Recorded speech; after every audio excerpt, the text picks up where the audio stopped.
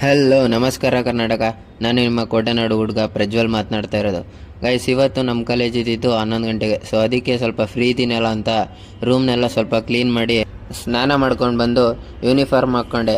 ಏನೋ ಇವತ್ತು ಚೆನ್ನಾಗಿ ಕಾಣ್ತಾ ಇದ್ದೀನಲ್ಲ ಅಂತ ನೀಟಾಗಿ ತಲೆ ಬಚ್ಕೊಂಡು ಕನ್ನಡಿಯಲ್ಲಿ ನೋಡಿಕೊಂಡು ಪಕ್ಕದಲ್ಲೇ ಬಿಕಾರಿಯಾಗಿ ಬಿದ್ದಿದ್ದು ನನ್ನ ಬ್ಯಾಗ್ನ ಎತ್ತಿ ಹೆಗ್ಲಿಗೆ ಹಾಕೊಂಡು ಕಾಲ್ ಟ್ಯಾಕ್ಸಿಗೆ ಬಂದರೆ ಒಂದು ಬಸ್ಸು ಆಕ್ಸಿಡೆಂಟ್ ಆಗಿತ್ತು. ಅದನ್ನು ನೋಡ್ತಾ ಇದ್ದರೆ ಮತ್ತೆ ಲೆಫ್ಟಿಗೆ ನೋಡಿದೆ, ಅಲ್ಲಿ ಇನ್ನೊಂದು ಬಸ್ ಆಕ್ಸಿಡೆಂಟ್ ಆಯಿತು. ಅದನ್ನು ನೋಡಿಕೊಂಡು ಅಲ್ಲೇಂದ ಬಸ್ ಹತ್ಕೊಂಡು ಸೀದಾ ಕಾಲೇಜಿಗೆ ಬಂದೆ.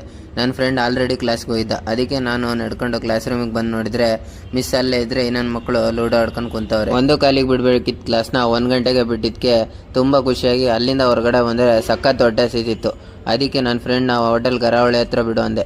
ಅವನಲ್ಲಿ ಬಿಟ್ಟೋದ. ನಾನಲ್ಲಿ ಹೋಗಿ ಒಂದು ಪ್ಲೇಟ್ ಕುಷ್ಕ ತಗೊಂಡು ಹೊಟ್ಟೆ ತುಂಬ ತಿನ್ಕೊಂಡು ಅಲ್ಲಿಂದ ಲ್ಯಾಬ್ ಹತ್ರ ಬಂದರೆ ಎಲ್ಲರೂ ಟೆಸ್ಟ್ ಬರೆದು ಮಿಸ್ಸಿ ತೋರಿಸಿದ್ರೆ ಮಿಸ್ ಎದುರಿಗೆ ಕೂತ್ಕೊಂಡು ಇವನು ಕಾಪಿ ಮಾಡ್ತಾವನೆ.